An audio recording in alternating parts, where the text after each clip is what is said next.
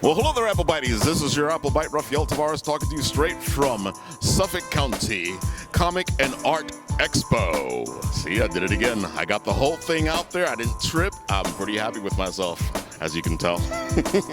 Well, here we have Will Torres, and we've been trying to capture him, whichever way you want to look at that, and get an interview with him. We're going to do a little interview with him now, but we've been talking to him, and you're going to get something bigger and better later on. But Will, talk to us. Tell us, how did you get involved with all this? What's your life? What's going on? Give us all the little nitty-bitty bits. To make it short, I live to draw and I draw to live. And that's why I'm in the world of comics. There you have it. That's like the best explanation I've heard so far. Usually people go, well, did this happen and this happened? And you're like, I like that. It's the same thing when I say about my writing. I'm like, I live to write.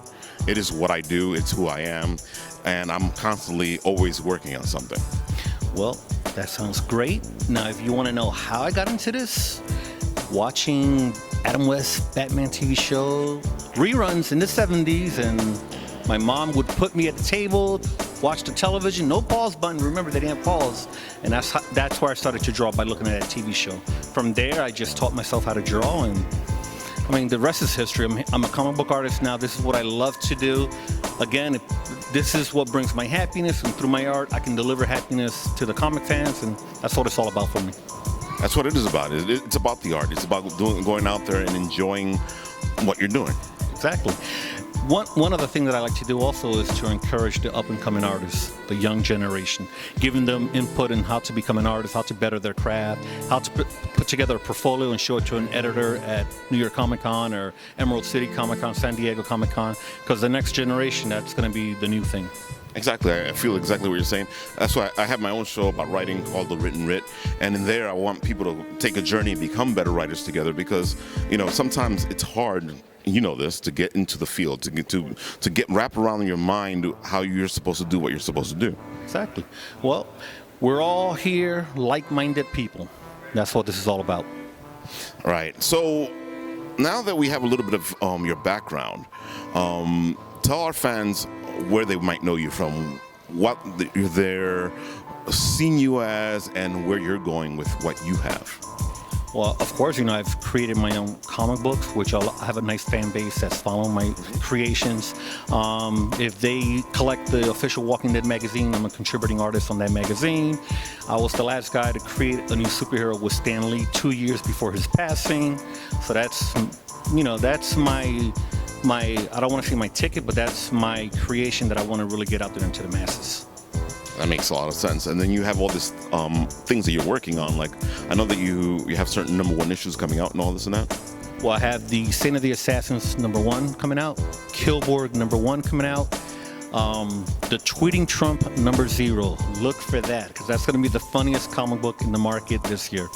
Speaking of Trump, we missed you at New York Comic Con, where you were sitting at the Zindan table, and you helped them out with their the incapable Trump.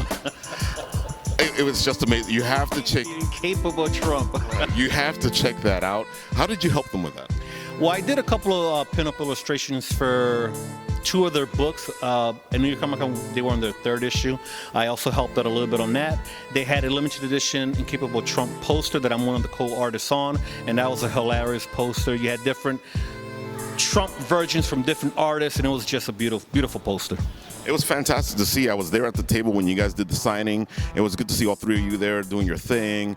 It was Zindan and the crew, they're just amazing at what they do. They're great guys. They had a great idea to release this comic book. They didn't charge a penny for it. That comic book was free. The poster was free. These guys are great. They just wanted to put out a political satire comic, and trust me, this is a funny comic book series. The 4th issue is called The Impeachment. Look for it, because that will be the last comic book. Because hopefully that will be the last of our president. Well, there you have it.